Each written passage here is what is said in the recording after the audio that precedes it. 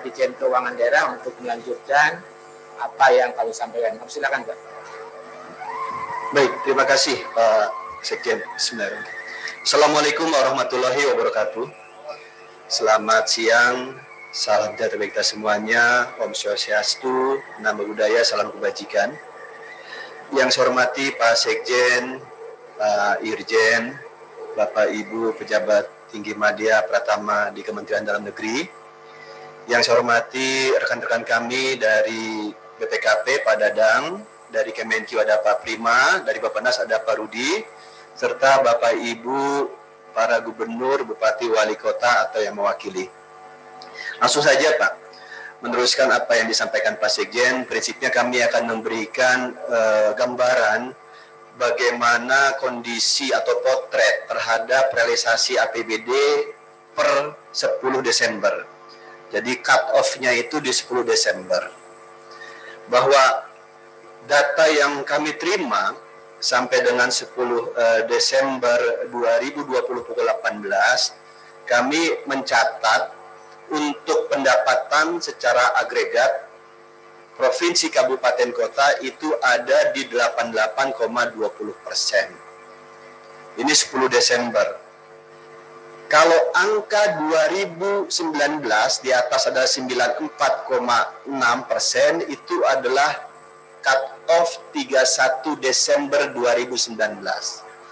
Jadi masih ada ruang bagi pemerintah daerah untuk bisa men-speed up potensi pendapatannya, mudah-mudahan juga bisa melebihi target di tahun 2019.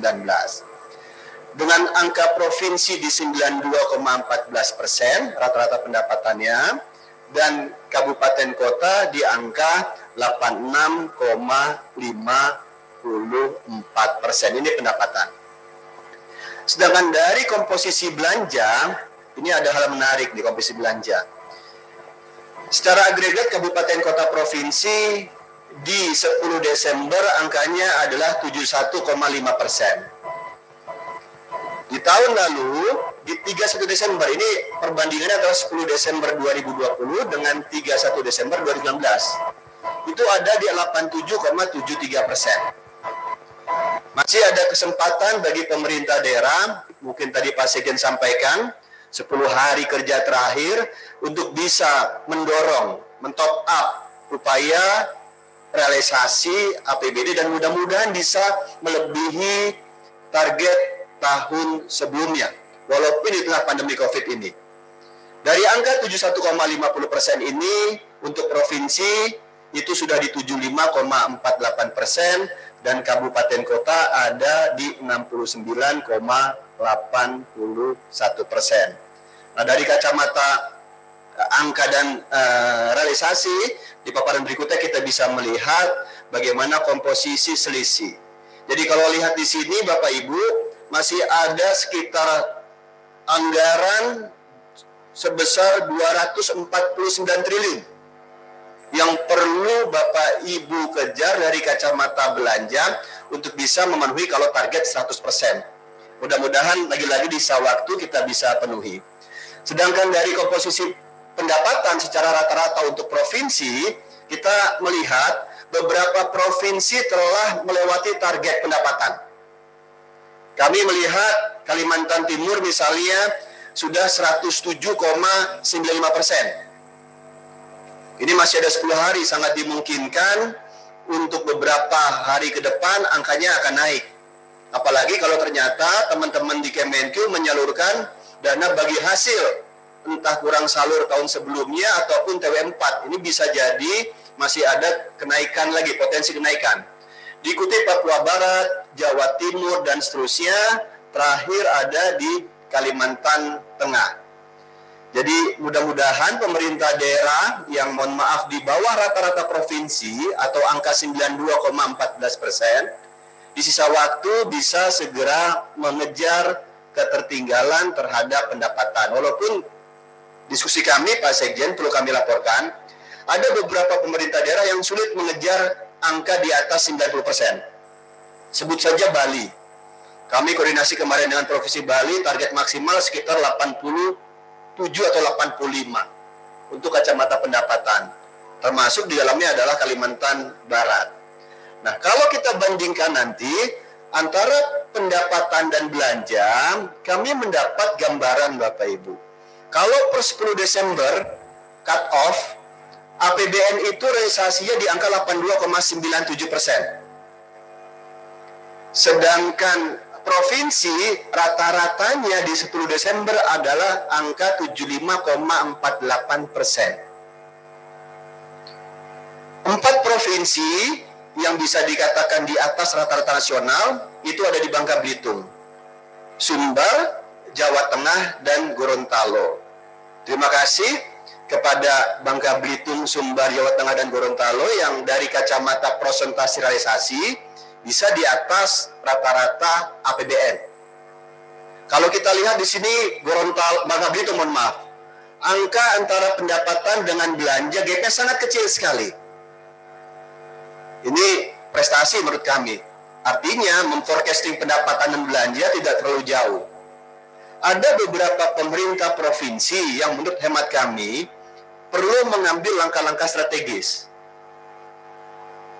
Kami melihat ada, ini sekali lagi cut off di 10 Desember, Jawa Timur 74%, Kepri 74%, Provinsi Bengkulu ada di 73%, Sulawesi Tenggara 72,4%, Jambi 70,3%, Kalimantan Timur 70,13%, Sulawesi Utara 69,9%, Kalimantan Barat 68,6%, Sumatera Selatan 66,7%, Provinsi Papua 66,43%, Sulawesi Tengah 66,21%, Riau 63,7%, Papua Barat 63,05%, dan terakhir ada di Aceh 61,5%. Nah ini mohon maaf, di sisa waktu 10 hari perlu ada beberapa langkah yang perlu dipercepat, khususnya oleh tim TAPD. Karena kalau kita lihat dari grafik, semakin tinggi gapnya, contoh ada di Jatim. Ini Jatim Pak Sekjen, kalau rekon kami terakhir di tanggal 14 Desember, mereka sudah 85% sebenarnya. Artinya dari 10 Desember ke 14 Desember ada kenaikan 10%. Dan ini sangat dimungkinkan. Beberapa daerah yang kami potret di bawah rata-rata nasional, salah satu faktornya karena belum pengesahan dana BOS. Karena BOS ini dari RKUN langsung ke sekolah. Perlu pengakuan pengesahan dari provinsi, dan rata-rata ada di daerah yang bisa dikatakan realisasinya belum memenuhi target rata-rata di pemerintah provinsi. Nah, hal lain juga yang kami potret Bapak Ibu, yang biasa juga dilihat oleh Bapak Presiden, menyangkut bagaimana alokasi anggaran dan realisasi terhadap belanja barang jasa, modal, dan bantuan sosial. Ini yang dinilai memberikan efek stimulus.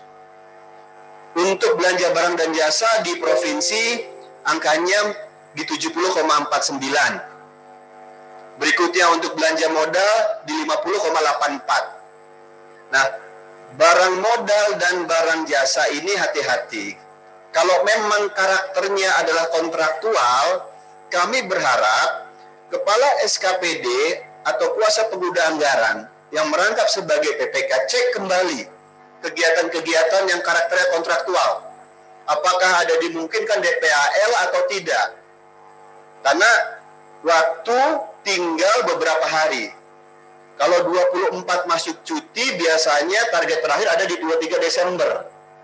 Nah, kami berharap segera kepada SKPD terkait untuk menyusun tagihan, pengajuan tagihan kepada pihak ketiga.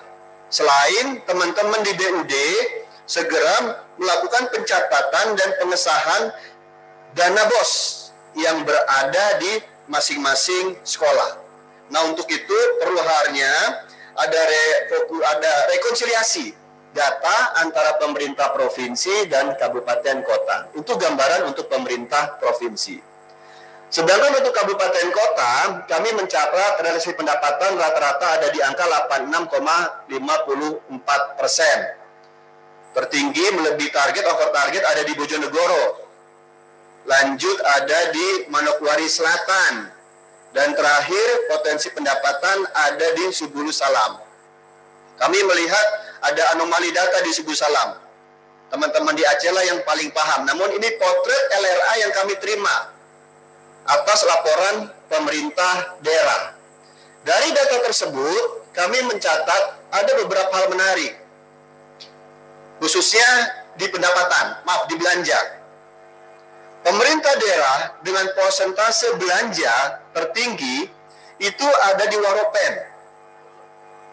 Sekali lagi ada di Waropen, angkanya di 93,18%. Diikuti Lani Jaya, nah ini Papua semua nih, 88,90%. Poso 87,9%, Lombok Timur 87,71%, Goa 87,01%, dan seterusnya. Ada 23 pemerintah daerah yang komposisi persentase belanjanya berada di atas rata-rata nasional. Namun catatan kami, Bapak Ibu Bupati Wali Kota yang mewakili, ada 346 daerah yang realisasi belanjanya masih di bawah 75%. Nah, ini perlu menjadi catatan khusus bagi kami, bagi kita semuanya, Bapak Ibu. Tertinggi, terendah penyerapan ada di Membramo Raya, 44,62. Padahal kita lihat dari kacamata pendapatan sudah 82,09. Prestasi pendapatan, tadi kami sampaikan, ada di Waropen Anijaya, namun dari kacamata belanja ternyata Membramo Raya dalam posisi angka yang paling buncit. Diikuti oleh Kota Sorong, Pangandaran, Karo, Tapanuli Utara, Aceh Timur, Supiori, Nagekeo, Konawe, Jayapura, Yapen, Nia Selatan, Puncak Jaya, Nabire, Berau, Makan Ulu, dan seterusnya. Ini Bapak Ibu di bawah 75% ada sekitar 346 daerah. Treatmentnya sama seperti pemerintah provinsi. Kami berharap Pak Bupati Wali Kota atau yang mewakili mungkin setelah ini segera memerintahkan kepada para kepala SKPD selaku PA atau kuasa pengguna anggaran untuk segera menyusun skema forecasting terhadap penagihan, khususnya kegiatan yang sifatnya kontraktual. Kalau perlu buat SC kepala daerahnya, karena waktu tinggal beberapa hari lagi. Teman-teman Papua biasanya di 23 atau di 18 Desember bahkan sudah cuti bersama. Nah, ini perlu disusun langkah-langkah strategis agar proses realisasi di tahun 2020 setidaknya bisa pada angka yang optimal. Pada kesempatan ini, izin Pak Sekjen, Pak Irjen, kami juga akan laporkan posisi uang kas pemerintah daerah di Bank Umum. Catatan kami, kalau dari tadi target masih ada sekitar 249 triliun belanja yang harus dikejar, ada uang kas pemerintah daerah, provinsi, kabupaten di Bank Umum itu totalnya di tanggal 30 November itu adalah 231,5 triliun. Jawa Timur 26,81. Nah, ini jangan dimaknai milik Pemda Jawa Timur atau provinsi, kabupaten, kota. Karena bisa jadi ada pemerintah daerah di luar provinsi Jawa Timur menaruh rekening deposito baik pada BPD, Himbara, atau Perbanas yang lokasi di Jawa Timur. Catatan kami ada 26,8 triliun. Diikuti Jawa Barat 20,1, DKI Jakarta 19,063 triliun.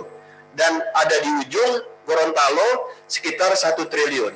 Nah, ini uang kas yang tersedia di Bank Umum. Dengan komposisi antara lain kita bisa lihat dalam bentuk giro 152,18 triliun. Dalam bentuk deposito 773,89 dan dalam bentuk tabungan 5,4 triliun.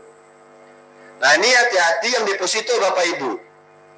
kalau sudah menuju akhir Desember, tidak ada lagi peluang untuk manajemen kas. Uang deposito harus segera digeser karena untuk mempersiapkan tagihan-tagihan baik yang sifatnya kontraktual maupun yang sifatnya rutin operasional, PTKS, entah bayar gaji, bayar listrik, air, telepon dan sebagainya. Nah, ini gambaran yang ada di kami, hasil olah data dari Bank Indonesia. Memang kalau kita bandingkan dengan tahun sebelumnya, angkanya mengalami penurunan terhadap uang kas Pemda. Di November tahun sebelumnya, angkanya ada 247,9 triliun. Sekarang di 30 November ada di 231 triliun. Nah, lagi-lagi kami harapkan Bapak Ibu pemerintah daerah kabupaten kota untuk bisa segera menyusun langkah-langkah strategis sebagaimana yang telah kami sampaikan. Terlebih lagi, biasanya batas waktu pengajuan kontrak penagihan itu sampai dengan tanggal 23 Desember 2020. Mohon izin Bapak Sekjen, pada kesempatan ini juga kami laporkan kepada Pak Sekjen, Pak Irjen, sudah 26 pemerintah daerah yang menyampaikan, provinsi mas saya, yang sudah menyampaikan RAPBD-nya kepada Kementerian Dalam Negeri. Ada 8 provinsi yang perlu mendapatkan atensi. Kalau ada Pak Gubernur, Pak Sekda, Ibu Sekda mewakili, provinsi tersebut. Pertama, Sultra. Catatan kami atas report sementara, pemerintah Provinsi Sultra belum kesepakatan KUA PPAS. Bamus yang kami terima itu di tanggal 22 Desember. Kalau KUA PPAS di 22 Desember, kapan waktu nyusun RAPBD? Saya atau kami berharap antara pembahasan KUA dengan RAPBD 2021 bisa dilakukan secara paralel di Sultra. Berikutnya ada Maluku Utara, Papua. Infonya tanggal 21 Desember akan disampaikan kepada Kemendagri. Nah, untuk Papua Barat, kami menerima, kalau Pak Ibu Dirjen Bangda atau yang mewakili, info yang kami terima bahkan RKPD-nya belum. Nah, ini hati-hati sekali nih. Kalau RKPD belum itu sangat berpotensi untuk bisa terlambat penetapan APBD. Berikutnya Kalimantan Timur, Kalimantan Utara, dan Sulawesi Barat. Jadi kami berharap Bapak Ibu pemerintah provinsi yang sebagaimana tadi saya sebutkan, mohon bisa segera mengejar ketertinggalan untuk penetapan RAPBD 2021 agar bisa segera kami lakukan evaluasi. Saya rasa itu saja Pak Sekjen, hal yang dapat kami sampaikan. Terakhir, belajar dari pengalaman 2020. Bagi Bapak Ibu pemerintah daerah yang sudah paripurna RAPBD 2021 bisa melakukan langkah-langkah percepatan terhadap pelaksanaan lelang untuk kegiatan 2021, lelang di awal. Silakan, Perpres Barjas memberi ruang itu. Maka secara paralel, begitu penetapan APBD, segera sahkan aktor-aktor keuangannya, PA, KPA, bendahara pengeluaran, bendahara penerimaan. Segera sahkan SPD-nya, DPA-nya. Sahkan SPD-nya agar kegiatan-kegiatan bisa kita mulai di awal tahun. Jadi pengalaman 2020 mungkin Bapak Ibu yang ada di kabupaten kota provinsi pernah merasakan kontraktual 28 Desember tidak diinput dalam ONSPAM, DAK fisik terpotong. Belajar dari itu, tentunya kami berharap kegiatan-kegiatan yang berlatar belakang DAK fisik segera dilakukan lelang di awal.